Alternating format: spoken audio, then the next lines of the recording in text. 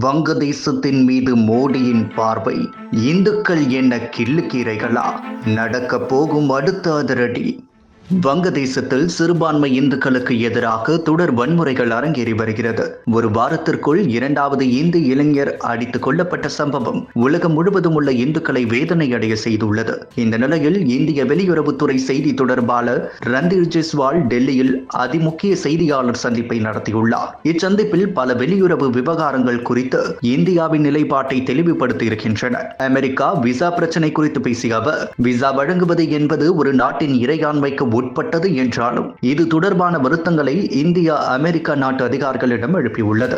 நாட்டு விசாவை பெறுவது தொடர்பாக எதிர்கொள்ளும் பிரச்சனைகள், தாமதங்கள் குறித்து நம் நாட்டு மக்களிடமிருந்து இந்திய அரசுக்கு ஏராளமான கோரிக்கைகள் வந்த வண்ணம் உள்ளது. சில வாரங்களுக்கு முன்பு ஆஸ்திரேலியாவின் சிட்னியில் நடைபெற்ற துப்பாக்கி சூடு குறித்து பேசிய ரந்தீர் ஜெய்ஸ்வால், அந்த பயங்கரவாத தாக்குதலுக்கு பொறுப்பான நபர்கள் குறித்த அறிக்கைகள் பற்றி நாங்கள் அறிந்திருக்கிறோம். இந்த விவகாரம் தொடர்பாக ஆஸ்திரேலிய அதிகாரிகள் எங்கள் அதிகாரிகளுடன் தொடர்பில் இருக்கிறார்கள் என்று பதில் தந்துள்ளார். அடுத்தது மிக முக்கியமாக வங்கதேசத்தில் நிலவும் அசாதாரண சூழ்நிலை குறித்து பேசிய ஜெய்ஸ்வால், இடைக்கால அரசாங்கத்தின் ஆட்சி காலத்தில் சிறுபான்மையினருக்கு எதிராக 2900க்கும் அதிகமான வன்முறை சம்பவங்கள் ஆதாரங்களுடன் ஆவணப்படுத்தப்பட்டுள்ளது. இச்சம்பவங்களை வெறும் ஊடக மிகைப்படுத்தல்கள் என்றோ அல்லது அரசியல் வன்முறை என்றோ புறக்கணித்துவிட முடியாது என்றார். தொடர்ந்து பேசிய அவர், வங்கதேசத்தின் மைன்மைன் சிங் மாவட்டத்திலிருந்து இளைஞர் ஒருவர் கொலை செய்யப்பட்டதை இந்தியா வன்மையாக கண்டிக்கிறது. குற்றவாளிகள் நீதியின் முன் நிறுத்தப்பட வேண்டும் என்று நாங்கள் எதிர்பார்க்கிறோம். அந்நாட்டில் சட்டம் ஒழுங்கை பேணி காக்க வேண்டியது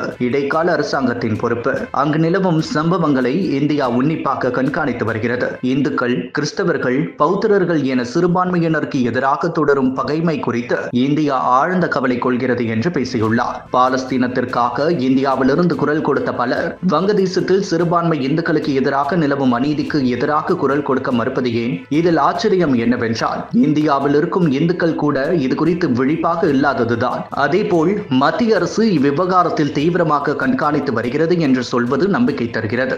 நிச்சயம் சர்வதேச அளவில் பிரதமர் மோடி தலைமையிலான மத்திய அரசு இந்த அநீதிக்கு எதிராக நீதியை நிலைநாட்டும் என்பதில் எவ்வித சந்தேகமும் இல்லை என இந்து மத ஆர்வலர்கள் கருத்து கூறி வருகின்றனர்.